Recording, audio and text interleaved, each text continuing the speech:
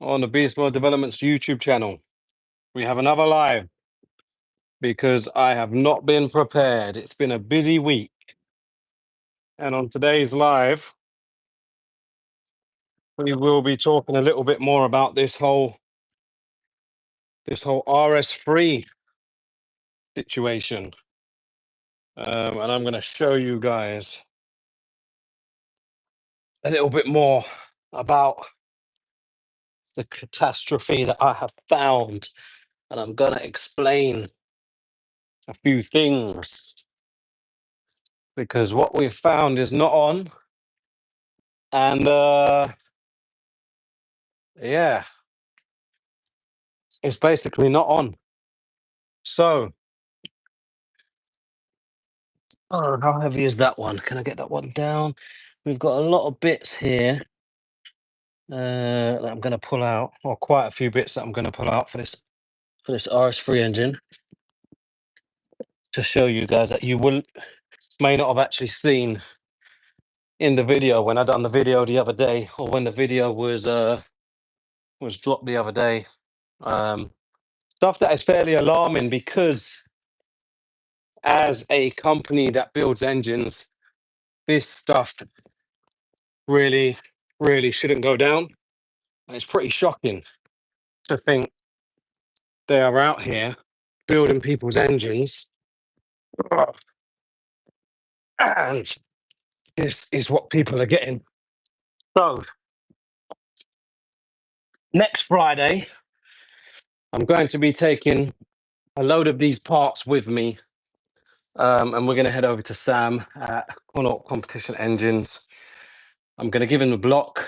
We are going to go over all of the bits, and we're going to have a look at what we can see and sort of assess any of the damage that we can see. I'm going to obviously get Sam's thoughts on the whole situation, the condition of the engine, and his thoughts on how how well or badly this engine has been built, to be fair.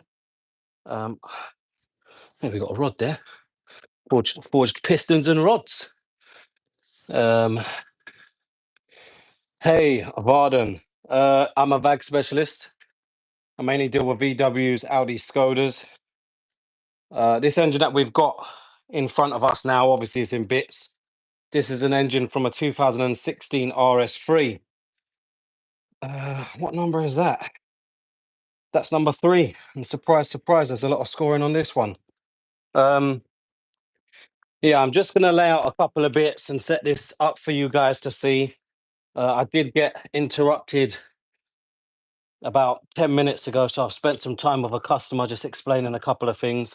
But let me just get this set up for you guys.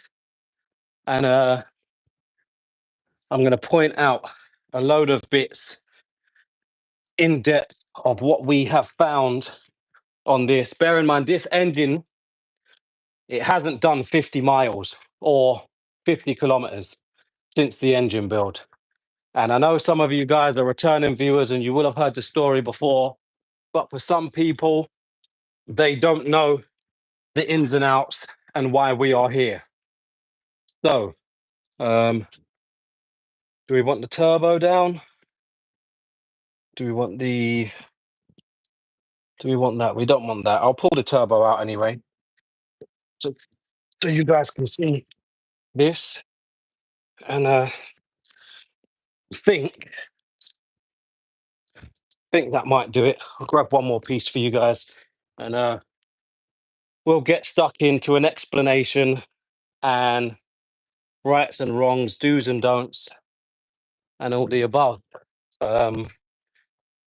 It's just a bit of a shame that we're in this situation in the first place. Will that do? That will do. I'll leave it as that. We've got a load of boxes here full of parts from this rs3 engine. Let me just grab a seat, guys, and get on your level. Right. So, story behind this is this rs3 has had a full engine build from a company in Ireland. So we've got ZRP rods. I'm not sure what pistons we've got fitted on this. It had a full engine rebuild. The customer managed to spin a bearing in cylinder 2 initially. He done about 20,000 miles on the engine, spun a bearing. Obviously, that causes absolute catastrophe in the engine. You get a lot of metal shavings, a lot of bits and bobs. May it be the actual bearing itself, may it be the con rod or parts of the crank that are gonna make their way around the engine and cause a hell of a mess. The engine was then rebuilt, and once the engine was rebuilt, they replaced the con rod on cylinder 2 because the con rod on cylinder 2 had literally gone a rainbow color. So with any of the engine parts, when you start getting excessive heat, you can see this is like a silvery aluminium, steel, whatever color. That will go purple, it will go orange, it will go dark blue. Now, that was the situation. Conrod number 2 was replaced, and it is that bad that they replaced the crankshaft as well. This engine has also had a new fuel pump, not fuel pump, new oil pump, sorry. It has had a new oil filter housing and a load of other bits. Um, and it's had loads of oil pressure issues basically. So, bro, read my chat. Also found an inline 2 and turbo in junkyard. Varden, you are the man. Varden 2, what's going on? Sounds like you like cars. You're a good man. Right. So basically, oil pressure issues. The cars come to me. We've done a little bit of investigating. We've had noises in the engine that I wasn't happy about. So I've said to the customer, look, considering what we found, there was a hell of a lot of gasket sealant. If you guys want the full ins and outs, obviously, this is where I'll explain it. But there are videos on this car before it was stripped in the past. I took a trip over to Ireland to have a look at it, to listen to it, and there was gasket sealant absolutely everywhere.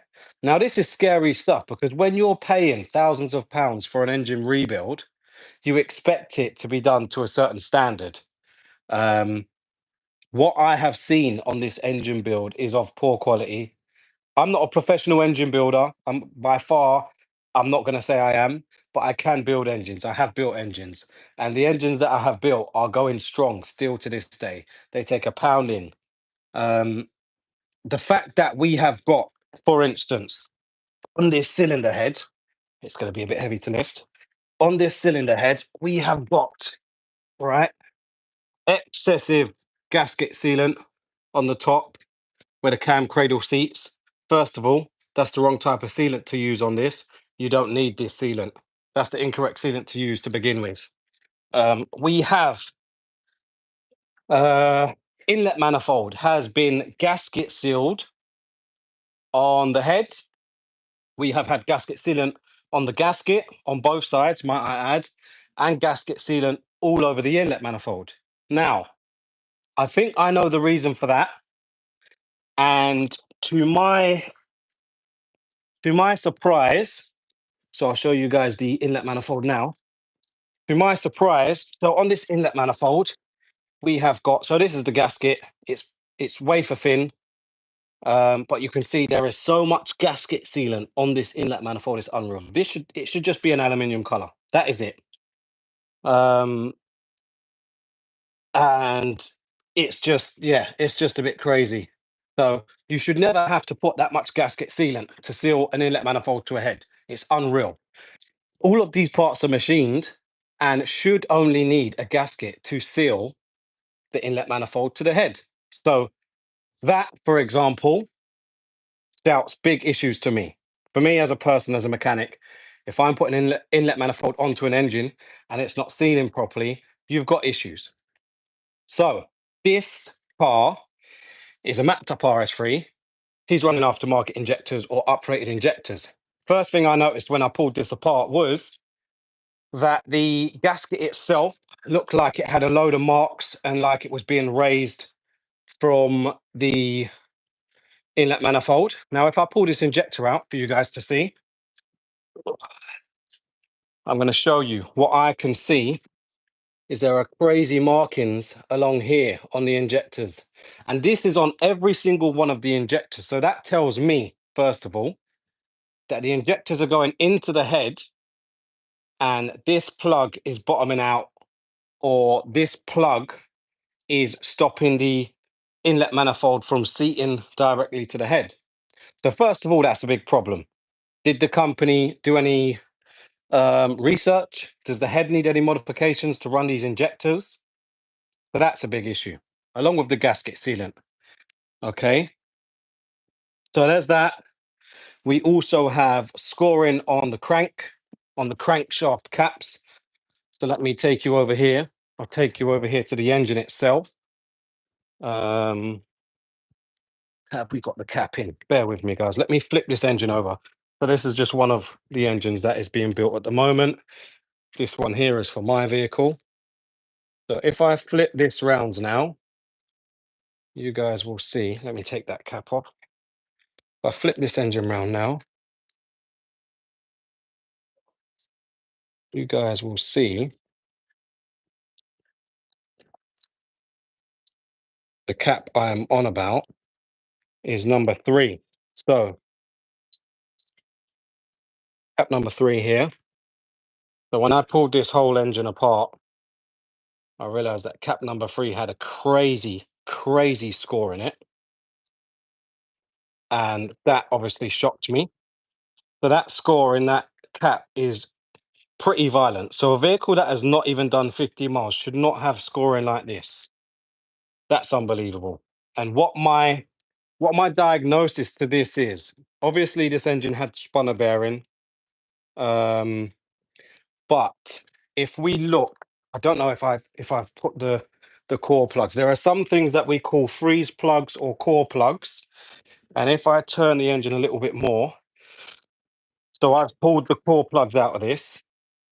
We have one here, that hole there. It's like a little cap that's pressed in. We have one there and we have one there.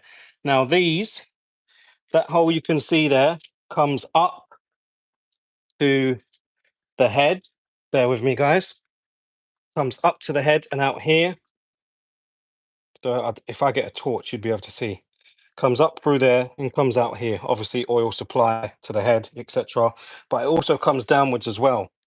And when it comes downwards, where does it come to, guys? Right to crank cap 3. So something tells me that when this vehicle had spun a bearing initially, those core plugs hadn't been removed initially. That's what I reckon has happened. Those core plugs weren't removed initially, and there's been little bits of metal shavings or fragments from where the bearing had shut itself, or the com rod is damaged, or the crankshaft was damaged, and that managed to make its way back in and into number 3 on the crankshaft cap.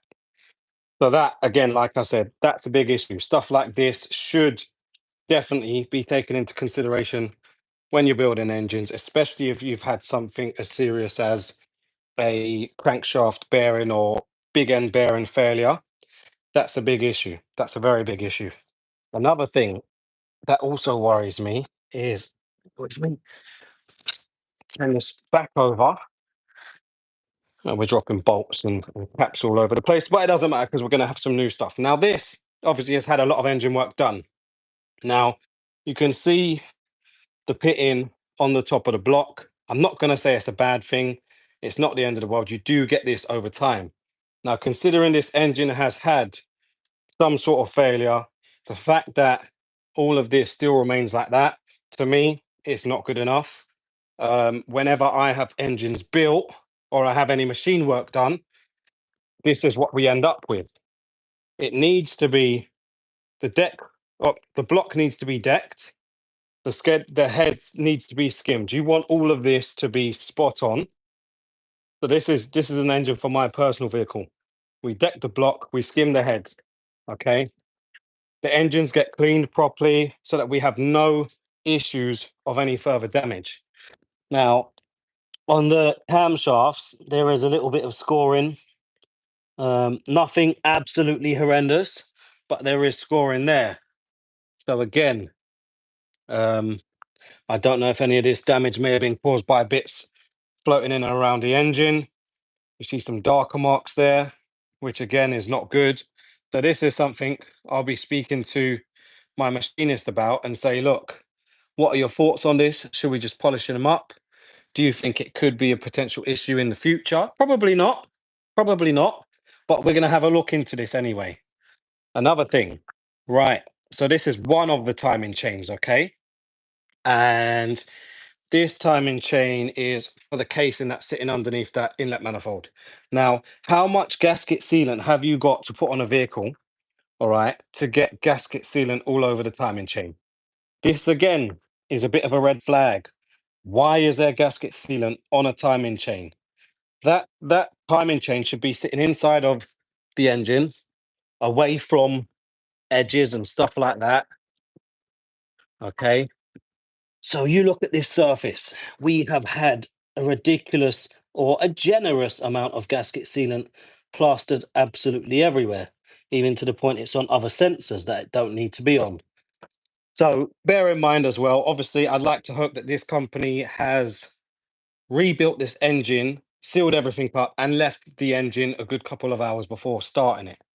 I would like to say that by the time the engine is back together completely, because of where these parts are, the engine would have been, or sorry, the sealant would have been fully cured before the engine was started. But like I said, we've got excessive sealant absolutely everywhere. We have got really bad practice down to the point of they have used so much gasket sealant to get this inlet manifold airtight. It's unbelievable. So this again, this is something I need to look into as well. What injectors we're using in this RS3 build, um, and if the head or the inlet manifold need machine work, because as I said, like that is on there. That's on there. That has had so much gasket sealant on there, it's unreal. But like I said, every single injector has contact marks on them. Every single injector. Now you should not have that in any case whatsoever. Okay, so like I said, yeah, we've had contact in here. So this is where the injectors will seat. It will be a mark either side here that will be causing the damage on the injectors. So even down to the point of when you put big injectors in a TFSI EA113 engine, if you're doing RS3 injectors into a EA113, you have to do a drill mod. So there's a little adapter you can get. You bolt down to the inlet or to the head, and you have to use a drill bit to open up these holes. That's so that things don't go bad, as we can see, and so that things seat properly and all of that. Another thing that we will see, I'm going to turn this turbo over now as well, is the turbo was a brand new turbo, as far as I'm aware. And if you look on these little parts here, these are slots where the turbo can slot onto the head. This one here, snapped off completely. And the stud that was used in the head was a completely wrong size. I'm not sure if I've still got the studs in here. Yes, we do. So here we go, guys. So we have got 1, 2, 3, 4, 5 normal sized studs. And then we've got a random little stubby stud that just really didn't need to be there. So if there was an issue with that, replace it with the OEM stud and the OEM nut. Maybe that was already snapped. I don't know. And that's why they've put a wider nut on with a shorter stud.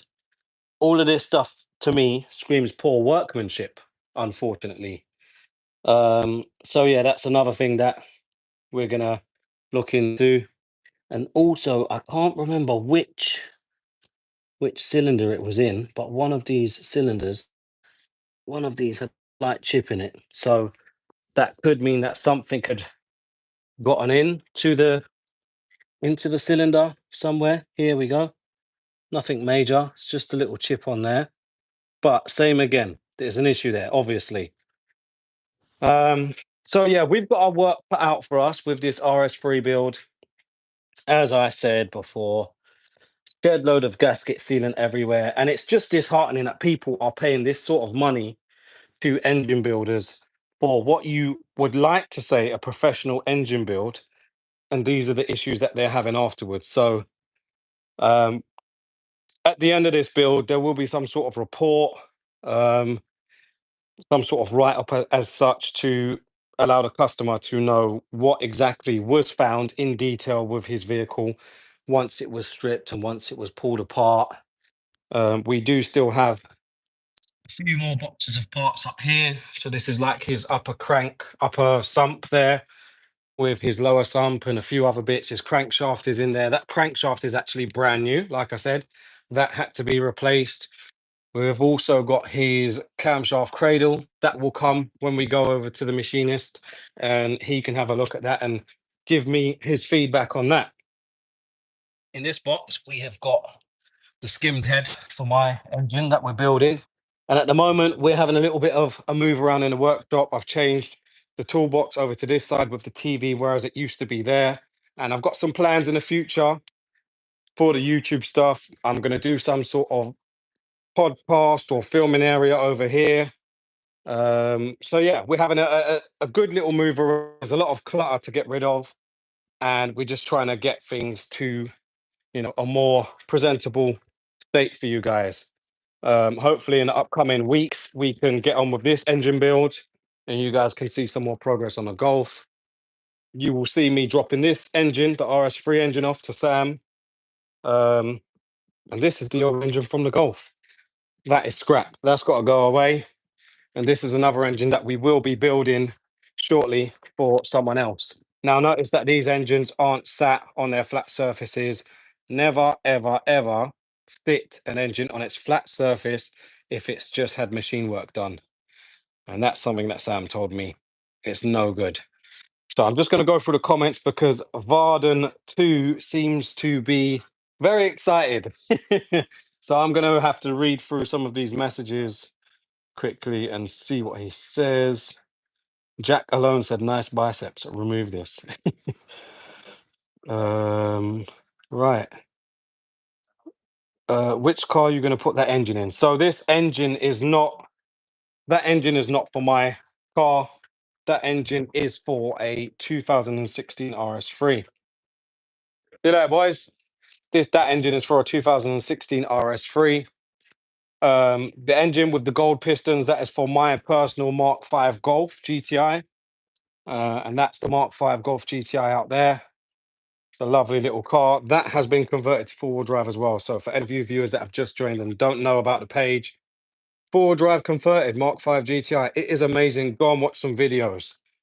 Um, if you guys are new to the page, hit that subscribe button. Go and check out some of the older videos. You guys won't be let down. I try to give as many informative videos as possible. I know I look fairly homeless and Mexican right now, but I'm not homeless. I'm not Mexican. I'm just a guy who is too busy to go and get his hair cut. But yeah, appreciate the love, guys, as always. And for you that are still watching from the beginning, love you guys. So I'm going to shoot off now. Appreciate you guys spending some of your time watching this live so that you can see what we have to deal with. Um, Again, the gasket sealant. Look at the amount of gasket sealant. It actually stresses me out. So I'm going to start putting some of this stuff away. I will put the bits that I need to take with me aside. They will be going up to Sam in a week or so. And then, yeah, more progress. We're going to start reassembling this. We've got a lot of parts to order, a lot of parts to replace. Thank you guys for watching. Beast mode to the world. Hey, love you guys. Thank you very much. Peace.